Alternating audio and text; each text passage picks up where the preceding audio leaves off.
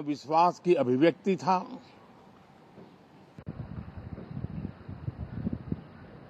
एक 140 करोड़ देशवासियों के पुरुषार्थ का लेखा जोखा था और 140 करोड़ देशवासी और उसमें भी ज्यादातर युवा उनके एस्पिरेशंस को रेखांकित करने का बहुत ही सटीक उद्बोधन सभी सांसदों के लिए कई मार्गदर्शक बातें भी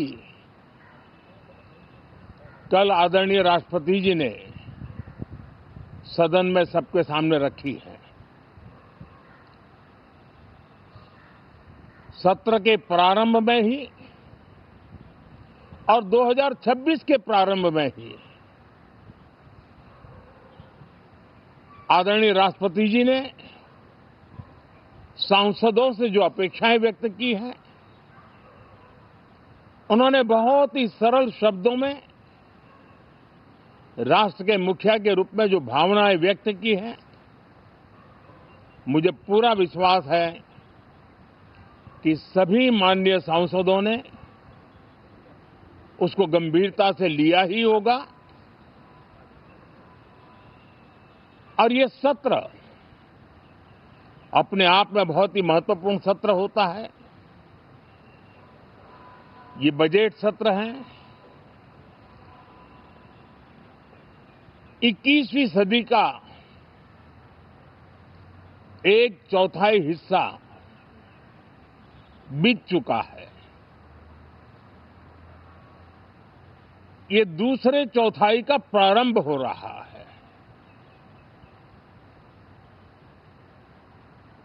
और 2047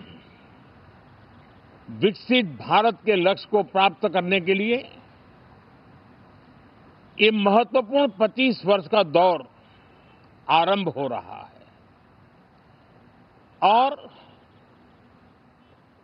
ये दूसरे क्वार्टर का, इस शताब्दी की दूसरे क्वार्टर का ये पहला बजट आ रहा है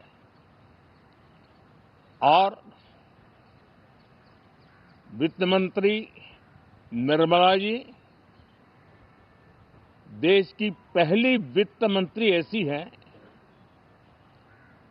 महिला वित्त मंत्री ऐसी है जो लगातार 9वीं बार देश के संसद में बजट प्रस्तुत करने जा रही है। ये अपने आप में एक गौरव पल के रूप में भारत के संसदीय इतिहास में रजिस्टर हो रहा है। साथियों, ये विश्व वर्ष का प्रारंभ बहुत ही पॉजिटिव नोट के साथ शुरू हुआ है। आत्मविश्वास भरा हिंदुस्तान आज विश्व के लिए आशा की किरण भी बना है, आकर्षण का केंद्र भी बना है। इस क्वार्टर के प्रारंभ में ही भारत और यूरोपियन यूनियन का फ्री ट्रेड एग्रीमेंट आने वाली दिशाएं कितनी उज्जवल है, भारत के युवाओं का भविष्य कितना उज्जवल है, उसकी एक झलक है। ये free trade for ambitious Bharat है। ये free trade for aspirational youth है। ये फ्री ट्रेड फॉर आत्मनिर्भर भारत है। और मुझे पक्का विश्वास है, खास करके जो भारत के मैन्युफैक्चरर्स हैं, वे इस अवसर को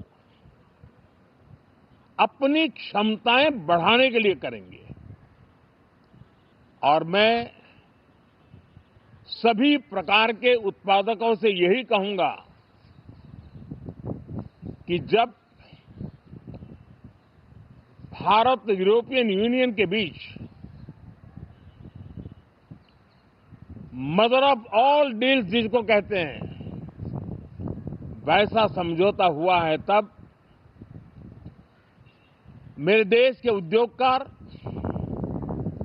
मेरे देश के मैन्युफैक्चरर्स अब तो बहुत बड़ा बाजार खुल गया। अब बहुत सस्ते में हमारा माल पहुंच जाएगा, इतने भाव से वो बैठे न रहे। ये एक अवसर है और इस अवसर का सबसे पहला मंत्र ये होता है कि हम क्वालिटी पर बल दें। हम अब जब बाजार खुल गया है तो उत्तम से उत्तम क्वालिटी लेकर के बाजार में जाएं, और अगर उत्तम से उत्तम क्वालिटी लेकर के जाते हैं तो हम यूरोपियन यूनियन के 27 देशों के खरीदारों के पैसे ही कमाते इतना नहीं, क्वालिटी के कारण से हम उनका दिल जीत लेते हैं और वो लंबे अरसे तक प्रभाव रहता है उसका, दशकों तक उसका प्रभाव रहता है। कंपनियों का ब्रांड देश के ब्रांड के साथ नए गौरव को प्रस्थापित कर देता है और इसलिए 27 देशों के साथ हुआ ये समझौता हमारे देश के मछुआरे, हमारे देश के किसान, हमारे देश के युवान, सर्विस सेक्टर में जो लोग विश्व में अलग अलग जगह पे जाने के उत्सुक हैं, उनके लिए बहुत बड़े अवसर लेकर के आ रहा है। और मुझे पक्का विश्वास है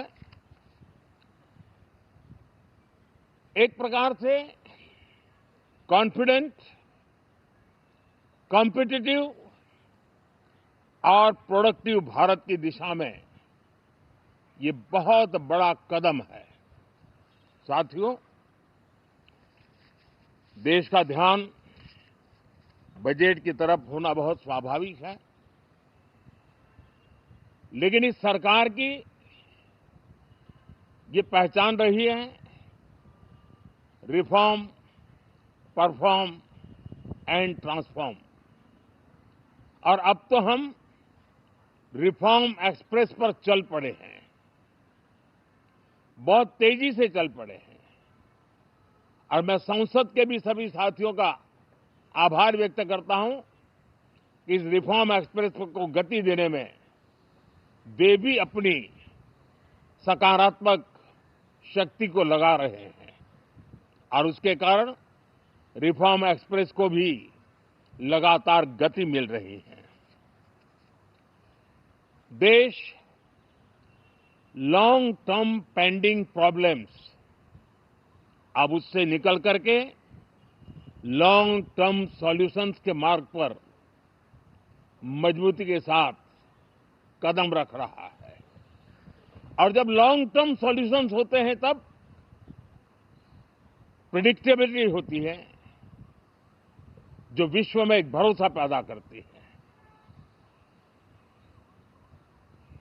हमारे हर निर्णय में राष्ट्र की प्रगति ये हमारा लक्ष्य है, लेकिन हमारे सारे निर्णय ह्यूमन सेंट्रिक है। हमारी भूमिका, हमारी योजनाएं ह्यूमन सेंट्रिक है।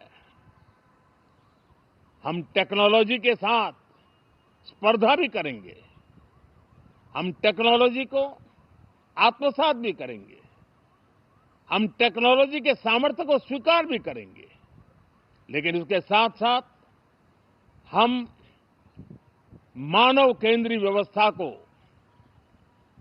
जरा भी कम नहीं आंकेंगे।